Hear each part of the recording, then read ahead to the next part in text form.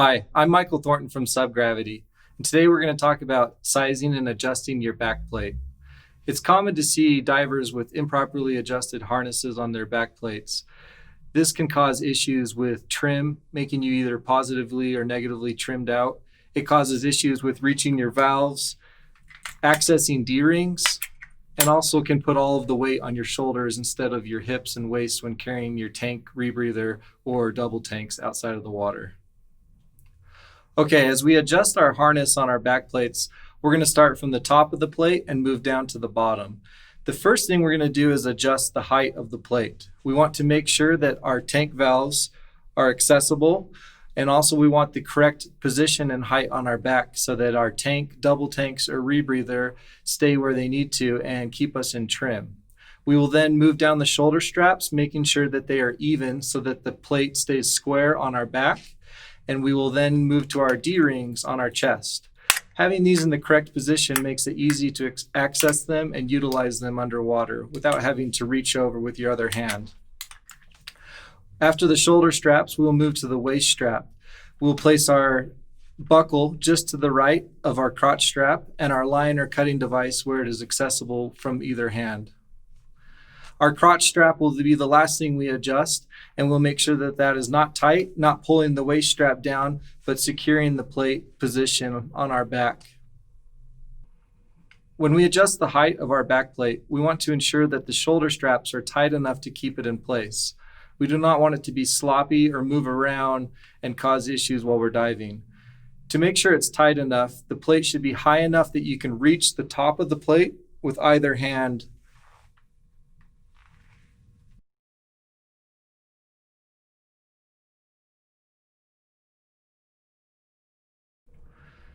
After you've adjusted the height of the backplate, making sure that it is high enough that you can reach the top of it with either hand, you need to make sure that the shoulder straps are the same length. An easy way to do this is to stand on the crotch strap and lift up on the shoulder straps, pinching them like this. This way you can see if one is a different height than the other and adjust accordingly. After adjusting the height of the backplate and ensuring that the shoulder straps are both even, we're going to continue moving down to our chest D-rings. The correct placement of our chest D-rings can be found by sticking your arms straight out with your thumbs pointed forward and bringing those thumbs straight into the shoulder straps. Wherever your thumb hits is where you want to place that D-ring. Ensuring that your D-rings are in the correct position makes it a lot easier to clip off anything that you attach to that D-ring, such as your primary regulator or your light. When they're in the correct place, you won't have to look at the D-ring, use your other hand. You'll just be able to clip it and unclip it with one hand. After you've adjusted the chest D-rings, we're going to move on to the waist strap. For this portion, you can leave the crotch strap undone as we will save that for last. With the waist strap, you want to make sure that the buckle is just right of center and that your line cutter can be just left of center, accessible with either hand. The waist strap should be tight enough that it can hold some of the cylinder weight on your waist above the hips when you're walking outside of the water. After you've finished adjusting your waist strap, making sure that it is tight enough and that the buckle is just to the right of center, we're going to move on to our left hip D-ring. Traditionally, the left hip D-ring has been lined up exactly with your hip. When diving in caves or other delicate environments, you may prefer to have it slightly farther back. Just make sure you don't put it so far back that you can't access it and clip off your SPG, stage bottles, or anything else that you clip to that D-ring. The final piece of harness to adjust is the crotch strap. It should be tight enough that the backplate does not rise up, but not so tight that it pulls the waist strap down. One way to get the correct height is to pull up on it, and the top of the strap should reach your navel.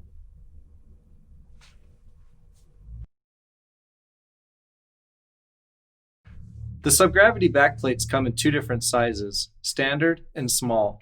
The smaller plate is both shorter and narrower. If you find that a standard backplate puts the waist strap down on your hips instead of on your waist, or the shoulder straps are falling off your shoulders, you might consider trying a smaller plate. Don't settle for a poorly fitted backplate and harness. Make sure you adjust yours while wearing the exposure protection you plan on wearing underwater. Start from the top and work your way down. Adjust the height of the plate. Make sure the shoulder straps are even. Then do the chest D-rings, followed by the waist strap. Make sure the buckle is to the right of center. The line cutting device is accessible from either hand. The crotch strap is not so tight it's pulling it down, but not so loose that it allows the back plate to ride up.